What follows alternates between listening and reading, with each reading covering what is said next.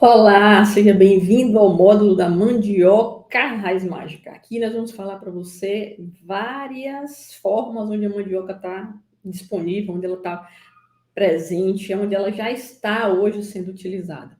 E a gente vai dividir esse tema em duas partes. Parte 1, parte 2, para que fiquem aulas que você dê para você reassistir, dê para você voltar e ver com mais detalhes, caso seja necessário. Então, a gente vai dividir em dois blocos para que a gente possa contextualizar a parte histórica, o que é que tem de novidade na mandioca hoje, na primeira parte, depois a gente vai entrar em vários produtos que a mandioca está presente, além da farinha, né? Além da tradicional farinha.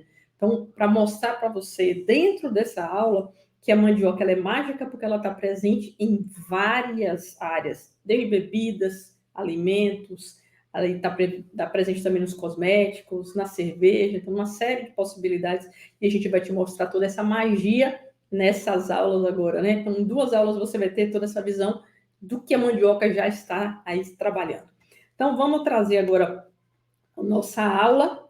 Aqui a gente vai trabalhar essas oportunidades da mandioca. Aqui você está vendo nesse módulo 4, onde a gente tem trabalhado várias possibilidades aí de você estar lucrando com a mandioca. Já aprendemos como produzir, agora como que a gente utiliza essa mandioca, como que eu posso ter um rendimento maior, agregar valor e colocar de uma forma diferenciada no mercado, é o tema que a gente vai começar a entrar aqui nesse processo. E eu tô com essa camisa daqui da Mandioca Raiz Mágica exatamente porque a gente tem trabalhado uma campanha de valorização da mandioca. O produtor de mandioca não tem que olhar para a mandioca como uma cultura de segunda, uma cultura de pobre, uma cultura que não dá lucro. Pelo contrário, a mandioca ela é uma cultura de alta lucratividade se a gente souber trabalhar com a mandioca. Então a gente vem trabalhando essa campanha, essa valorização aí da cultura da mandioca, e a gente tem essa camisa aqui também que a gente tem aí divulgado esse processo nos trabalhos presenciais que a gente também tem realizado.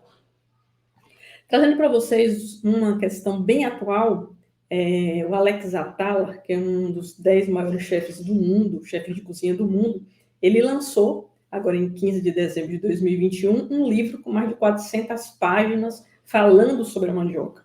Então, imagine, um grande chefe mostrando como a mandioca é importante na culinária. E ele traz todo um processo histórico também, traz muitas informações aí sobre a mandioca, e eu vou deixar esses vídeos aqui do Mais Você no link aqui do lado para que você possa acessar e possa assistir aí o programa Mais Você com todas essas informações, em que ele ensina também a fazer aí uma receita de uma forma muito simples, com um ingrediente muito simples, aí a base de mandioca também para você. O livro publicado pelo Alex Atala é esse aqui, Money Hot Utilissima Pou. Esse livro, ele tem mais de 400 páginas. O nome utilíssimo era um nome utilizado antigamente pela mandioca, porque ela tem diversas utilidades, então ele trouxe esse nome aí como o nome do livro, e a gente tem uma boa viagem, né, por essas páginas desse livro aí que a gente pode fazer, uma indicação que a gente faz para que você possa se aprofundar também nesse potencial da mandioca. Existe uma outra literatura também muito interessante, que é Mandioca, o Pão do Brasil. Ele foi publicado em português e francês, publicado pela Embrapa, e é um livro que tem também toda uma contextualização histórica e mostra a importância da mandioca também aqui para o Brasil, no processo de colonização do Brasil. Aconteceu e foi muito importante, porque nós tínhamos aí essa preciosidade que é a mandioca, e esse livro conta bastante essa história. Eu trouxe aqui algumas fotos para vocês verem. Nesse livro já traz ali a cerveja de mandioca, que a gente vai falar mais a fundo sobre ela na parte 2. Então, trazendo aqui para a parte histórica, quando tudo começou e por que a mandioca foi importante para a colonização do Brasil. Então, tinham os escrivões, as pessoas que vinham, que eram os historiadores, né, que mandavam as cartas lá para Portugal, e aí um dizia, era um mantimento comum, era uma raiz de pau, né, e que todos comem. E os índios eram quem trouxe a mandioca, quem domesticou a mandioca e nos deu de presente aqui no Brasil.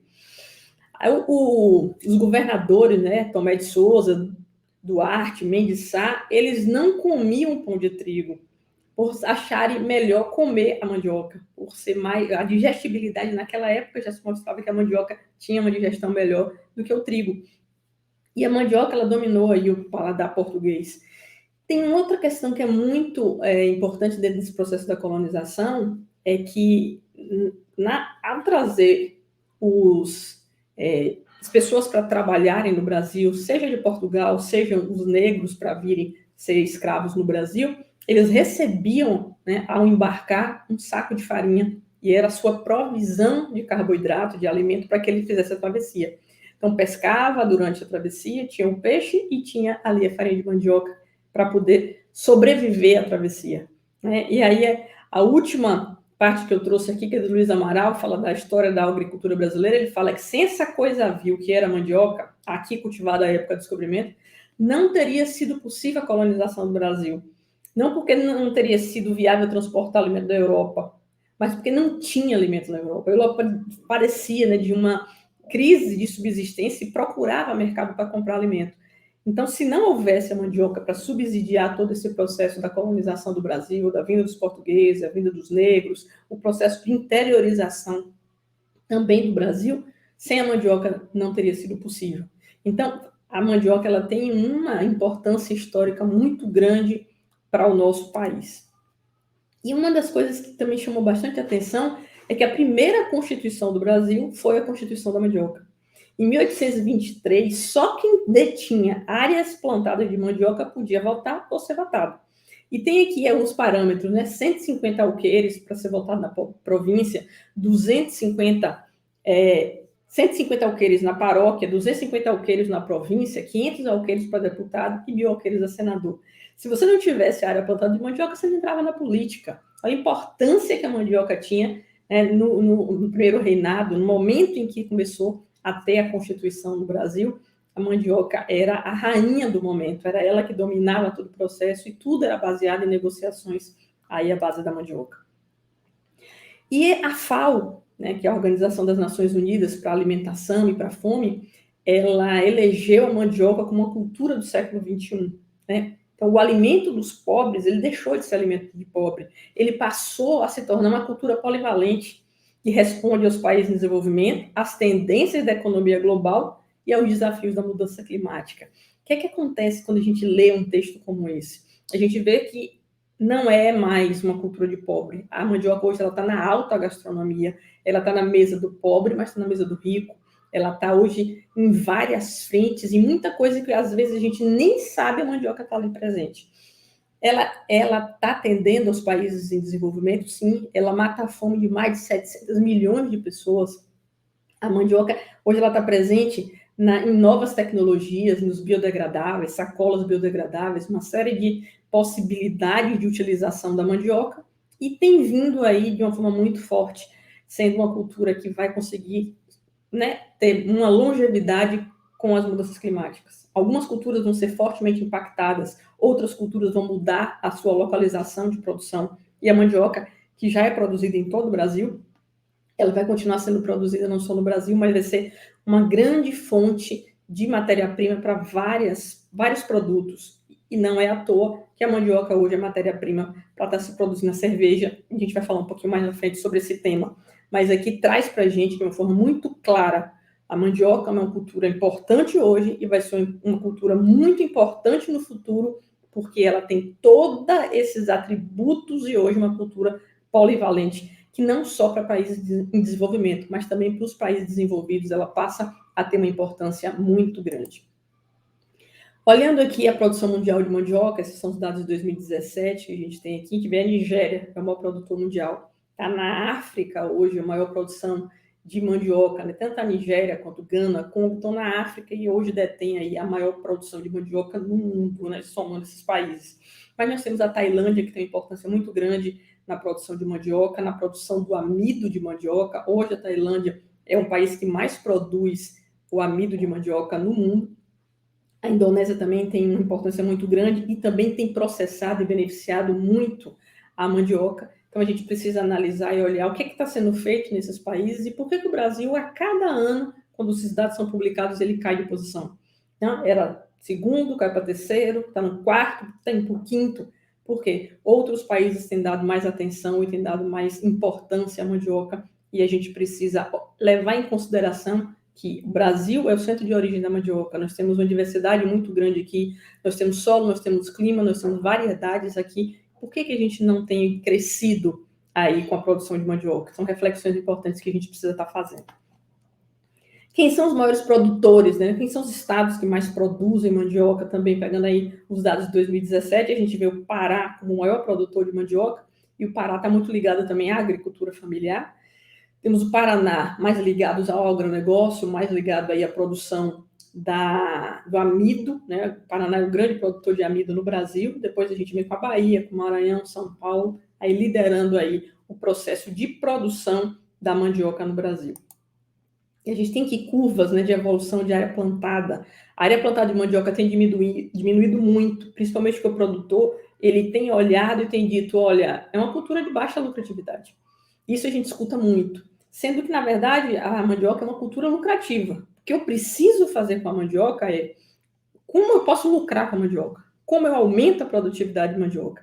Se eu estiver trabalhando com mandioca com 2 a 5 toneladas por hectare, realmente ela não vai dar o lucro que ela tem potencial de me dar. A gente tem falado várias vezes, mostrado várias possibilidades aos nossos alunos, aos nossos agricultores, dizer, olha, se a gente trabalhar de forma convencional, se a gente não fizer inovação, se a gente não profissionalizar a mandioca, a gente de fato vai ter uma cultura de baixa lucratividade. Mas, se eu utilizar a mandioca de forma integral, se eu aumentar a produtividade da mandioca, se eu conseguir agregar valor à mandioca, ela passa a ser uma cultura que ela consegue bater aí com café, com gado, com várias outras culturas aí, como uma cultura que pode ter potencial de ser até mais lucrativa do que essas. Então, é como que eu trabalho com a mandioca, como que eu aumento a área plantada, como que eu aumento a produtividade na mesma área que eu tenho, para que a gente possa melhorar esses índices aqui do que a gente tem no Brasil hoje. Esse é um grande desafio que a gente precisa trabalhar. Eu olhei a mandioca para a produtividade dela. A gente tem agricultores com recorde de produtividade utilizando o método 5P. Você que está aqui participando dessas aulas já passou pelo módulo dos métodos 5P, aplique esse método. Cada vez mais que você aplica, cada vez que você melhora a aplicação desse método, você aumenta a sua produtividade. Como que você vai beneficiar essa mandioca? Que tipo de beneficiamento você vai fazer? Estou produzindo raiz para a indústria. Beneficie, venda a maniva, trabalhe a parte aérea, seja para ração, seja para produção de silagem, mas tem beneficiamentos que você pode somar ao processo que você está fazendo, e tem a forma também de você diversificar. Como você diversifica a produção aí de mandioca. Então, olhar para esse potencial e ver como você vai se inserir nele, como você vai trabalhar nele para que você possa mudar a realidade, a sua realidade e a sua lucratividade com a mandioca. Da mandioca, nada se joga fora. 100% dele é aproveitável. E eu te pergunto, quanto você está aproveitando da mandioca hoje? 20%? 40%? 50%? 100%? Como é que você aproveita a mandioca hoje? O que é que você está fazendo com a mandioca hoje?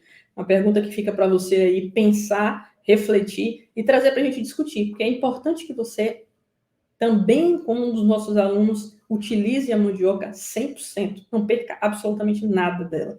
Da mandioca, nada se perde. Então, fique atento a esse processo para que você possa estar otimizando e tirando o melhor lucro possível aí da mandioca.